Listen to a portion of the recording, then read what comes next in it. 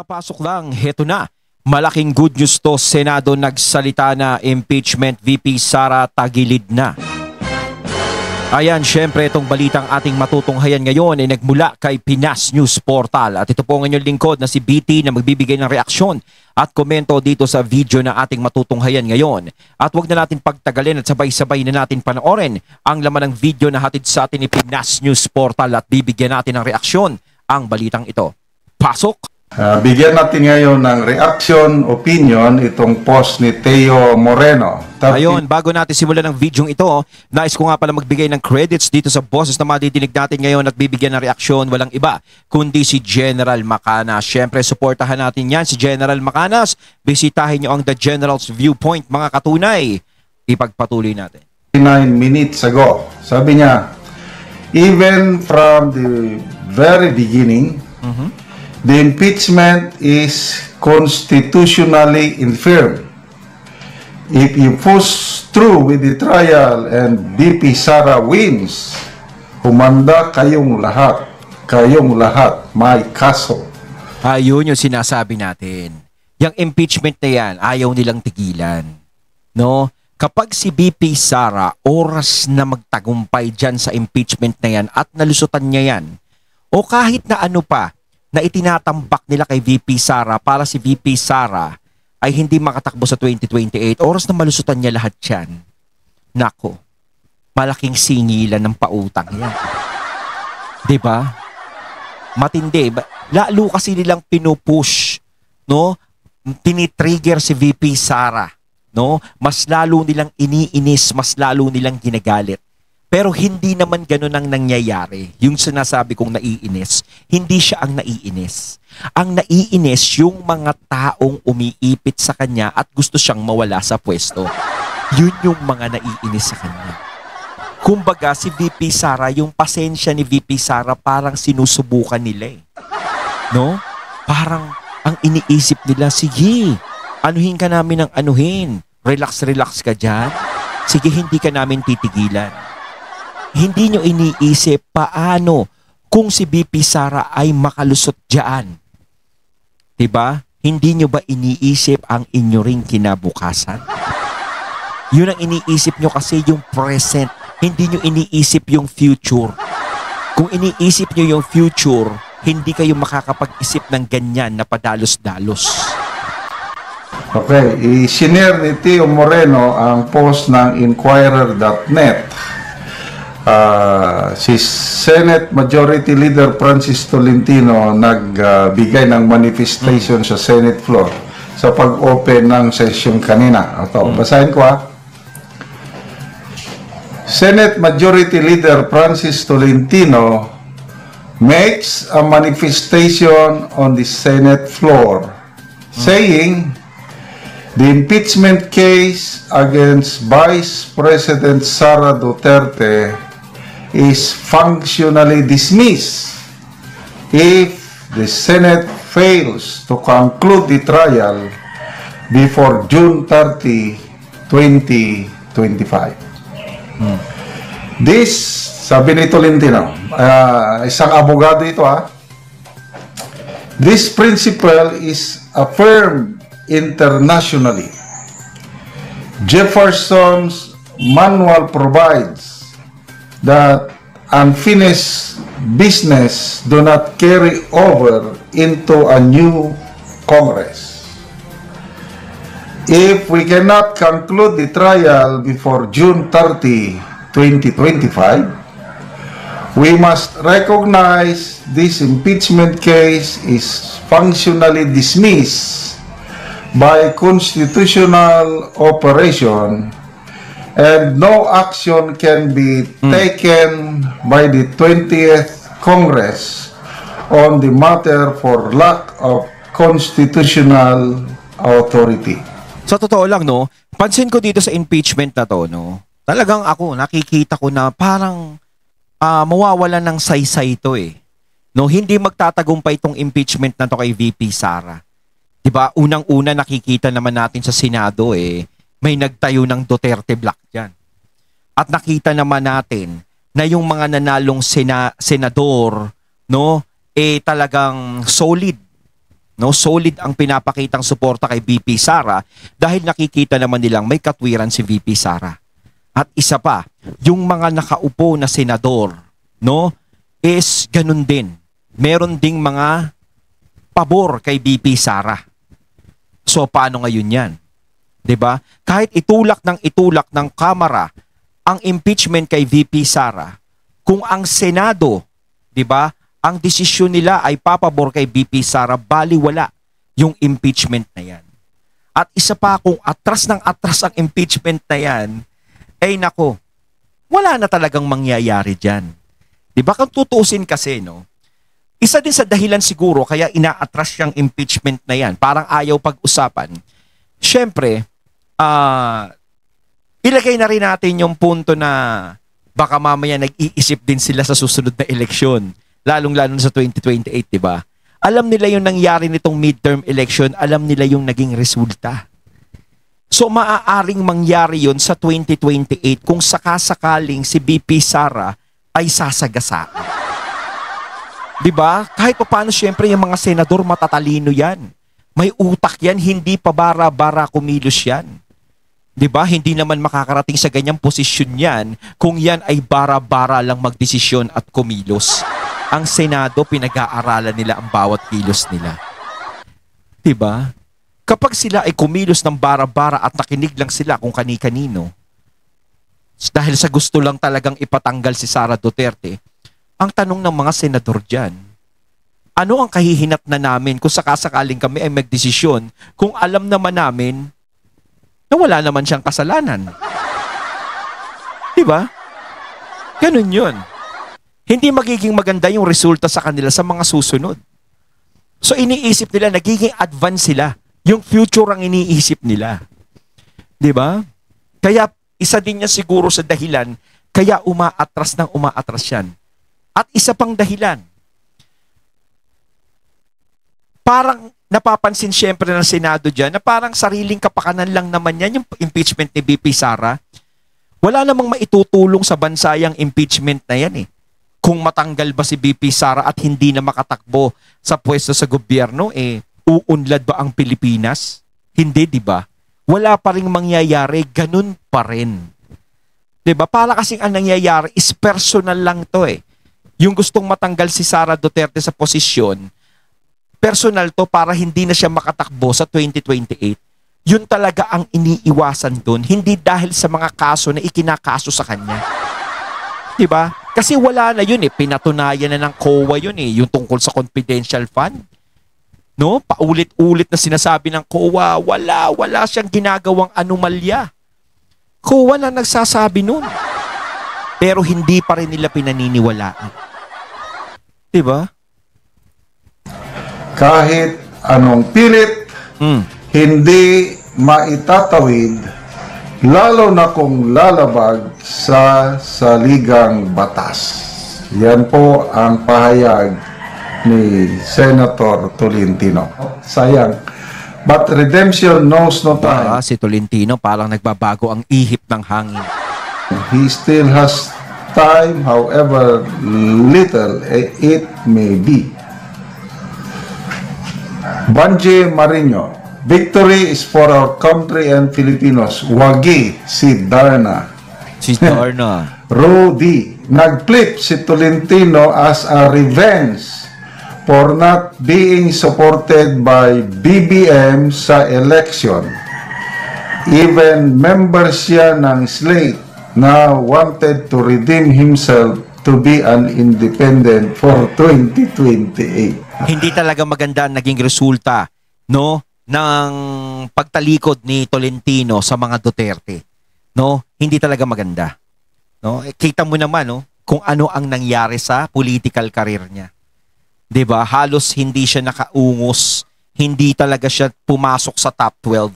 Hindi katulad nung inendorso siya ni PRRD dati, talagang pasok na pasok siya. 'Di ba? Kaya kasi sabi ko nga dati, hindi naman ganoon katunog si Tolentino noon pero naipanalo nung inendorso siya ni PRRD. Ngayon parang nagtiwala siya sa sarili niya na eto, ganyan. Hindi ko kailangan ng mga Duterte eh. Kahit saan ako sumama, kilala na ako. Mahirap yun. 'Di ba?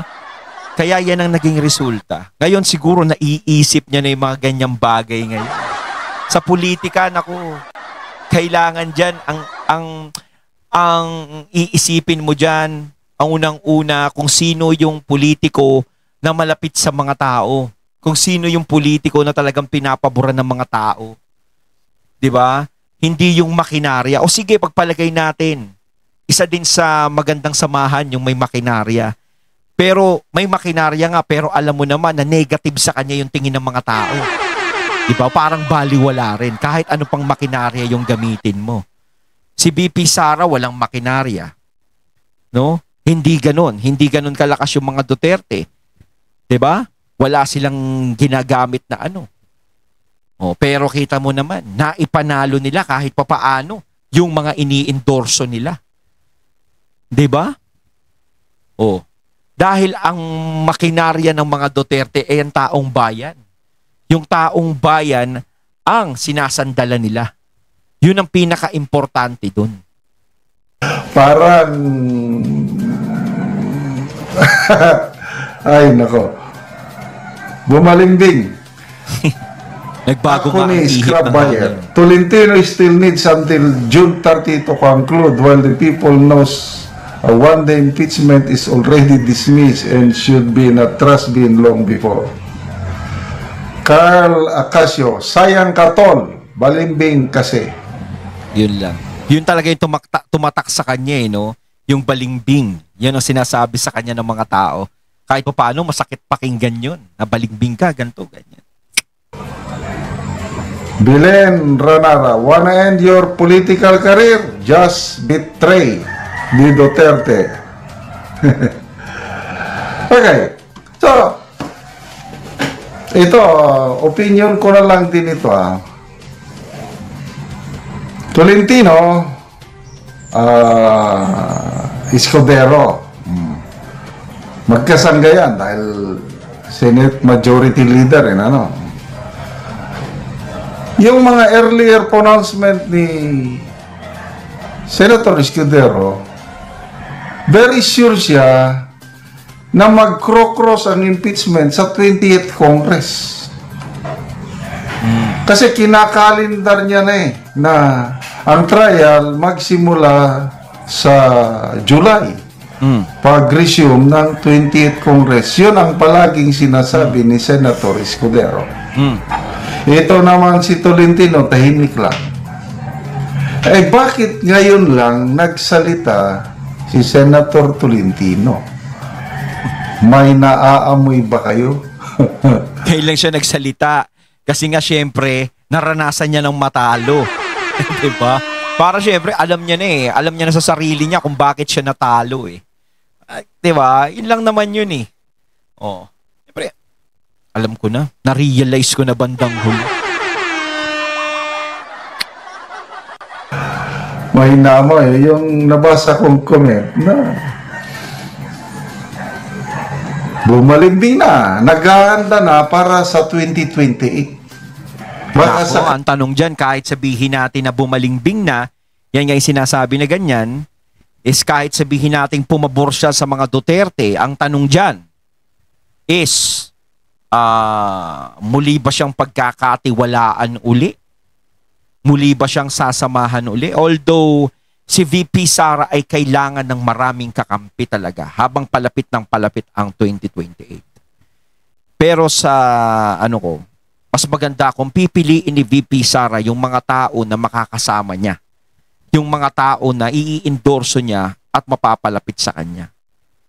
Mahirap kasi yung susugal na naman siya Mas maganda doon siya sa mga tao na alam niya na nung mga panahon na ibinabagsak sila ay nandiyadyaan pa rin sa tabi nila at hindi sila iniwan. Dapat yun. Kaling tanggapin ulit ng mga Duterte or gusto niyang babawi sa mga DDS, eh baka sakaling pala rin siya sa 2028 as an independent. Parang ang mangyayari nga ganun. Parang independent siya. Parang pumapabor siya sa mga ganito ni VP Sara, ganyan. Kahit paano, kahit hindi ako nila isama o hindi ako sumama, is kahit mag-independent ako, is meron na akong pinaglalaban. Di ba parang ganun? Depende pa rin sa taong bayan yan. Kasi iba nga yung nakatatak na sa taong bayan, yung ginawa niya. Para kasing hindi maganda eh. Kahit sabihin natin na nagbago ka, is bumabawi ka ngayon, parang huli na yung lahat eh. 'Di ba? Kasi nakita na ng mga tao kung ano talaga. 'Di ba? Kung ano ka talaga, sino ka talaga, ganun. 'Di ba? Kung gusto mo kasing magbago, doon pa lang siguro nung mga panahon na maaga-aga pa, nung panahon na dinala si PRRD sa Dahig, sa ICC, siguro pwedeng medyo nagsalita ka dapat doon. 'Di ba? Kung alam mo na hindi tama 'yon, ha? 'Di ba? Siyempre, lalong-lalo na kasama mo si PRRD. Siguro dapat nagsalita ka na tungkol doon, kahit papaano, nag-ano ka. Kaso hindi ka masyadong nagsalita, hindi ka masyadong 'di ba? Mas talagang nag-focus ka talaga na parang nangyari, parang wala na akong pakialam sa iyo. Duterte, bahala ka na. Parang gano'n ang nangyari. 'Di ba? Ganon kaya? Ito naman si Senator Escudero. Yung nabasa kong article sa politico.com.ph kanina, nililigawan niya na ang suporta ng Duterte Black. At ang mangyayari is papatayin ng impeachment. Kaya nga biglang na-postpone eh. Dapat sana ngayon yung pagbasa ng articles of impeachment. Kung tutuusin, si Escudero, sinasalo niya lahat ng galit nung mga nagsasampa ng impeachment kay BP Sara, siya yung sumasalo. Dahil syempre siya yung nagdidesisyon yan. Kaso nga lang, inuurong ni Escudero. At syempre, alam din naman Escudero yan. Si Escudero, matalinong tao rin yan. No? Hindi magpapabara-bara ng kilos din niya na sabihin ng impeachment, sige, gawin na natin, hindi yan. Kasi kung talagang bara-bara kumilos yan, noon pa, wala pang eleksyon. Diba gagawin niya na yan? Kaso nga lang, hindi niya ginawa. Ngayon, June, dapat aanuhin yan. Wala pa rin. Wala pa rin siyang inaatras lang niya ng inaatras. Alam nila kasi yung nagiging resulta eh. Diba, politika yan eh. Siyempre, pinapangalagaan din nila yung political career nila. Diba? Bukod dun sa gusto nilang makatulong sa taong bayan, kailangan alagaan mo yung political career mo. Ang tagal na rin ni Escudero sa politika. Tapos kung sakasakaling tumakbo siya uli sa 2028, biglang ganun, matatalo siya dahil sa ganyan. Syempre nag-iisip yan. No? Tapos bukas, na-convene na yung impeachment court. Nakapatahin na sila ng Roby. Na-i-post minsan.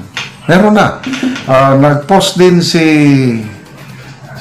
Direk Daryl, sinabi niya na ilang beses daw pinatawag ng Senate leadership si Senator Amy noon para magpasukat ng robe para gagamitin sa impeachment. Kaya lang, minsan hindi daw sumunod si Senator Amy dahil ayaw niyang matuloy ang impeachment ni BP Sara. So nakahanda na silang lahat. Bakit ngayon biglang umatras, laban bawi, atras abante? June 11, after that, June 14, wala na. At June na naman. Nag-iingat yan si Escudero. No, mahirap din sa kanya yan, sa lagay na yan. Mahirap din sa desisyon niya yan. Diba? Ang mangyari. Talagang dead on arrival na ang impeachment case ni BP Sara. Parang nga sinasabi ko nga kanina, para talagang wala ng kahihinatnan yan eh. No, yung impeachment na yan. Kaya kung sakasakaling mawala ng kahinatnan yan, impeachment na yan, mag-iisip na naman sila ng bagong iaano kay BP Sara. Yun naman. Diba? Siyempre, kung malusutan niya yan, hindi pwede. Matagal pa naman yung 2028. Kailangan, hindi talaga makatakbo yan. Harangin na yan. Isip tayo ng bago. Diba? So, maligaya ba kayo? Ako, may portion na maligaya, may portion na malungkot. Bakit? Maligaya ako dahil sure na ligtas na si BP Sara. Malungkot dahil wala ng bloodbath. Paano tayo makakasaksi ng bloodbath? Gusto nga kasi ni BP Sara talaga is yung impeachment talaga matuloy eh. Yung impeachment trial na yan eh. Gusto niya talagang makita talaga kung sino siguro yung mga solid sa kanya dyan. Diyan niya kasi masasala talaga eh. Ay, nako. Oh. So, Nako, balik sino tayo mga kay galit sa Senator kanya Tolentino. May pag-asa pa kaya ito sa 2028? Eh, ang Pilipino, mapagpatawad Hindi natin alam. naman eh. Baka mamaya. Yung sa patawad. Siguro, mapagpatawad ng Pilipino pero nandiyadyaan din yung hindi nila nakakalimutan yung mga hindi magandang nangyari kung sakasakaling meron siyang ginawang ganun. Biglang nakalabas si Tatay Digong. Sabi niya, patawarin niyo na si Tol. Kaibigan ko ito. Hindi natin alam. Basta nagsabi yung mga Duterte, kagaya si Senator Amy. Ayoko nang iboto nung una. Kaya lang, nung in-endorse ni BP Sara, ibinoto na ako, ibinoto ninyo. Pero naman si Amy naman, iba naman sa katayuan ni Tolentino. Si Amy naman talaga is, nung panahon ng eleksyon talaga, maaga pa is kumalas na, talagang sumama na kay BP Sara, pumabor na siya doon.